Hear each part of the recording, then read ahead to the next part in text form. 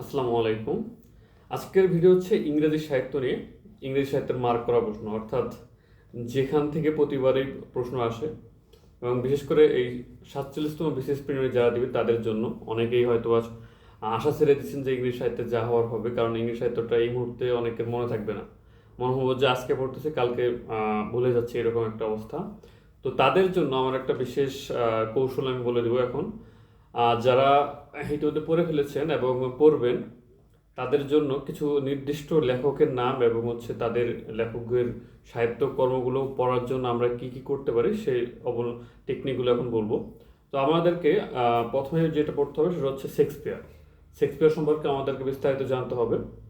Shakespeare তাছাড়া আছে Christopher Marlowe, John Milton, Jonathan Swift, William Wordsworth, S T Coleridge, P B. Shelley, Robert Browning, Charles Dickens, George Bernard Shaw, Alexander Pope, John Donne, Samuel Johnson, Lord Byron, John Keats. তো আমি আজকের video আমি বলবো যে সম্পূর্ণ দেখবেন আশা করি, তাহলে আপনারা সম্পূর্ণ বুঝতে পারবেন যে আসলে অল্প পরিশ্রম করে কিভাবে আমরা ইংরেজি সাহিত্য কমপক্ষে 8 কি 9 নম্বর ক্যারি করতে পারি, অর্থাৎ হতে পারি। আহ, আপনাদেরকে আরেকটা বিষয় লক্ষ্য করতে হবে, ইংরেজি সাহিত্যে কিন্তু প্রচুর প্রশ্ন রিপিটেশন হয়। তো আমরা প্রশ্ন রিপিট হয় বলে বিগত সালের যে প্রশ্নগুলো আছে আমরা সম্পূর্ণ পড়ে নেব। যেহেতু আপনাদের সময় কম, হাতে সময় নেই, আসলে ভিডিও দেখে সময় নষ্ট করার সময়ও নাই। তো আপনাদেরকে যেটা বলবো, যেটা আপনারা রিভিশন হিসেবে নিতে পারেন আমার ভিডিওটা।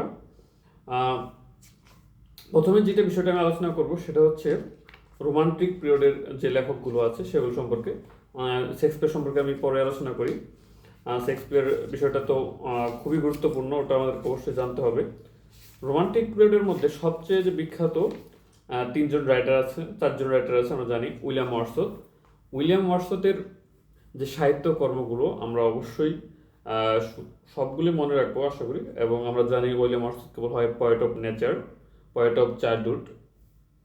তো তার কাজগুলো আমরা এভাবে মনে রাখতে পারি। আপনারা আমার সাথে লিখতে পারেন খাতায়, যাদের লেখা দরকার।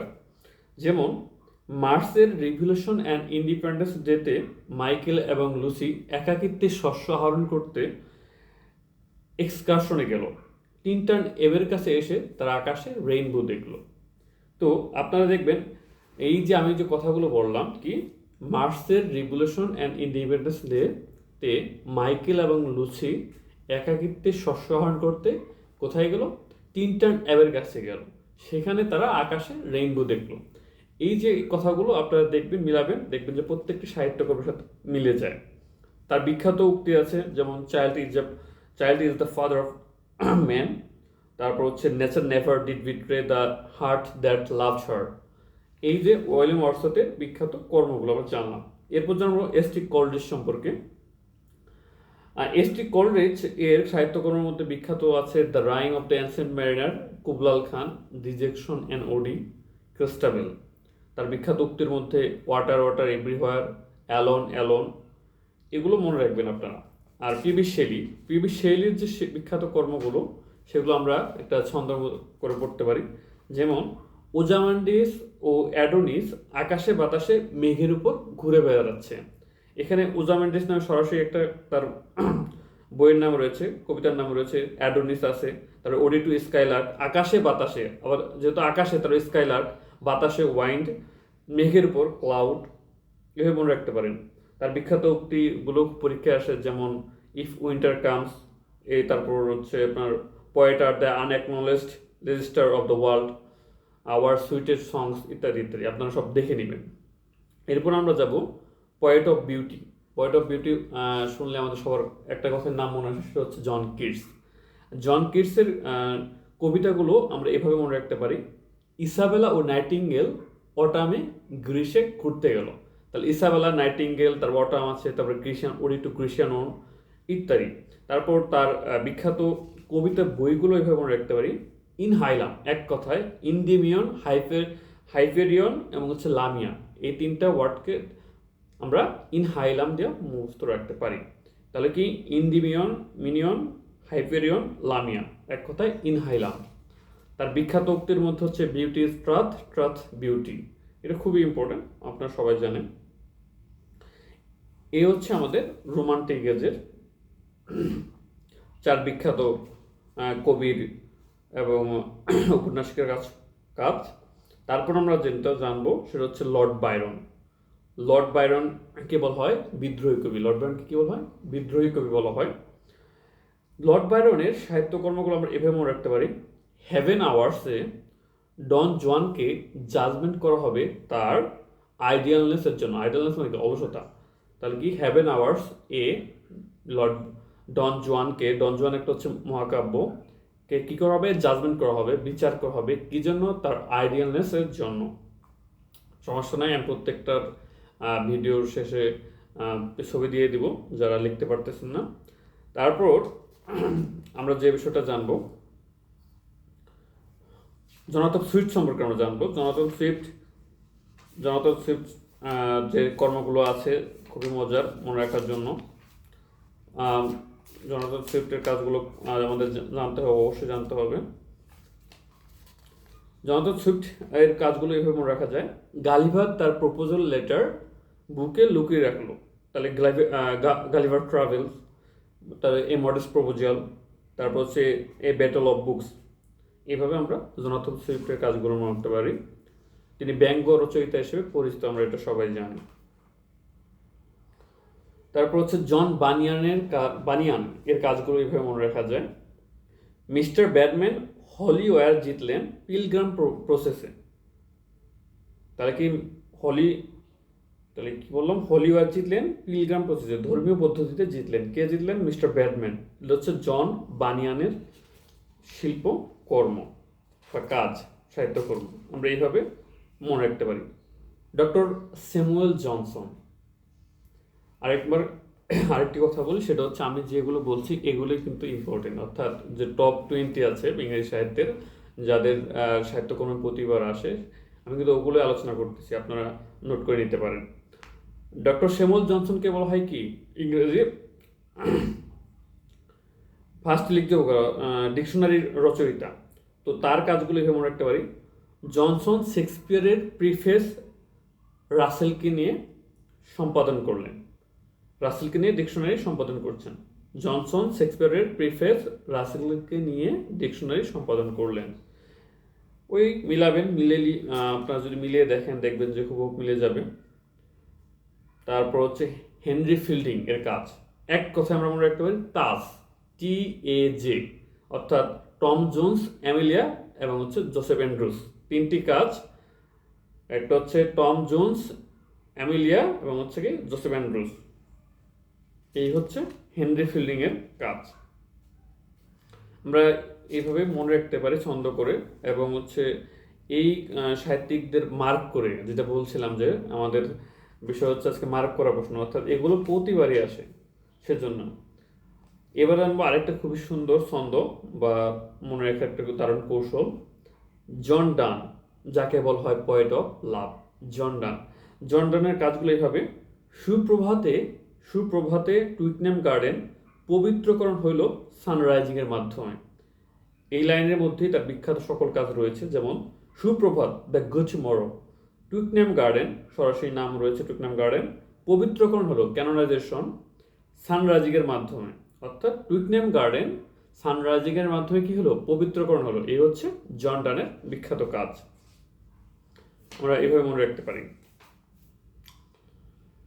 আরেকটা বিষয় সেটা হচ্ছে যে ইউনিভার্সিটি উইথ, এই নামগুলো আমরা কিভাবে মনে রাখবো? ইউনিভার্সিটি উইথ কারা? যারা অক্সফোর্ড এবং ক্যামব্রিজ ইউনিভার্সিটির ছাত্র ছিলেন।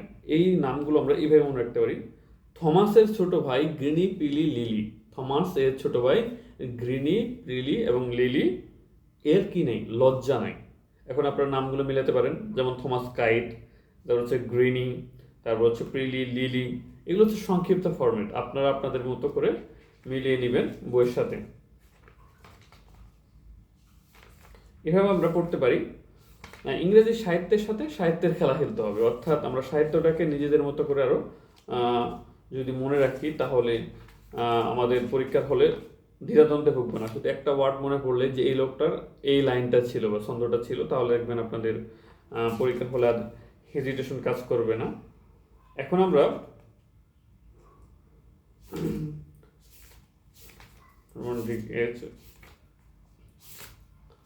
ইংরেজি সাহিত্যের আমাদের আরও কিছু বিষয় জানতে হবে, যেগুলো হচ্ছে মেবি সাহিত্যের পার্ট আছে, সেগুলো জানতে হবে। এখন আমরা বলবো Lord Alfred Tennyson. Lord Alfred Tennyson সম্পর্কে তার বিখ্যাত সাহিত্যকর্মগুলো আমরা এভাবে মনে রাখতে পারি।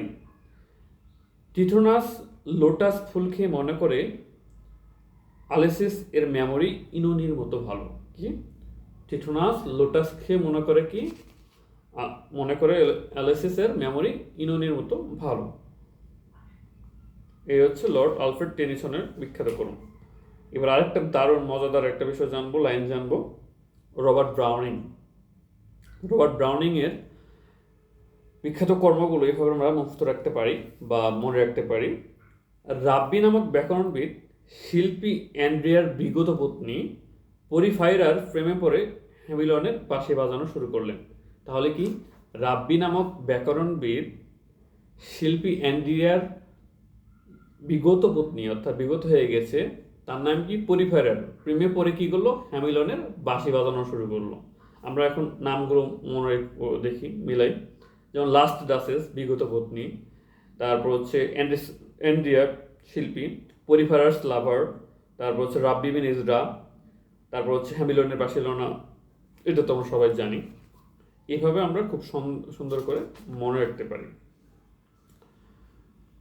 এখন যাব ম্যাথু আর্নল্ডের কিছু পোয়েমস সম্পর্কে। সোহরাব এবং রোস্তম ডোবার বিচের পাশে রাগবি চ্যাপেলের কবর খুললেন। ডোবার বিচের পাশে কে খুললো?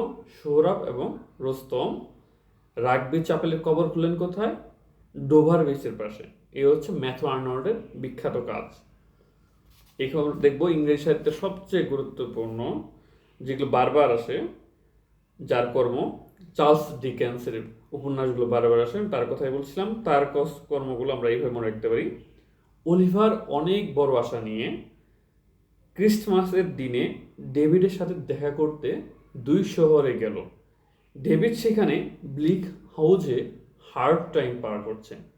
কি? অলিভার অনেক বড় আশা নিয়ে কার কাছে গেল? ক্রিসমাসের দিনে ডেভিডের কাছে গেল। ডেভিড সেখানে ব্লিক হাউজে হার্ড টাইমস পার করছে।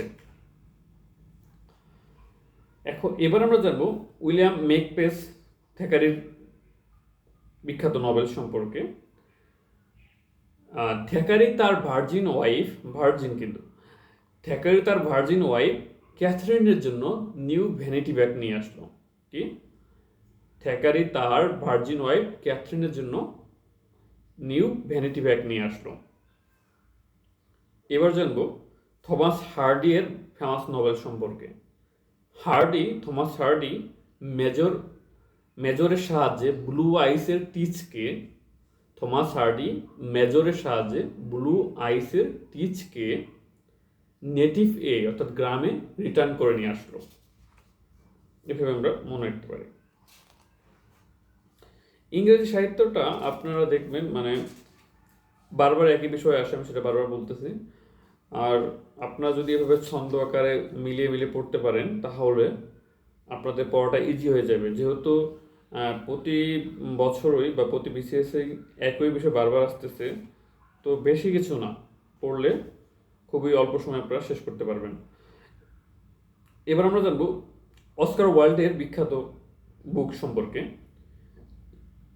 Importance of being husband like Earnest, অর্থাৎ আর্নেস্টের মতো হাজব্যান্ডের গুরুত্বটা। ওই তার কর্মগুলো আমরা যদি মিলাই, a woman of no importance, an ideal husband, the importance of being earnest ইত্যাদি। আরও বিখ্যাত কিছু সাহিত্যিক রয়েছে, যেমন আপনারা যদি তারপর হচ্ছে কি কিপলিংয়ের কাজ হচ্ছে ক্যাপ্টেনের কারাজে কিম 3 সোল্ডার্স প্লেন থেকে হিলে পড়ে জঙ্গলে ঢুকলো। জর্জ বার্নার্সের কিছু কাজ আছে, টি.এস. ইলিয়টের কাজ রয়েছে, এগুলো আপনারা পড়ে নেবেন। এবার আমরা জানবো ডাব্লিউ.বি. ইটস, সবাই কম বেশি নাম জানি। তার বিখ্যাত পোয়েমগুলোর নাম এইভাবে আমরা মনে রাখতে পারি।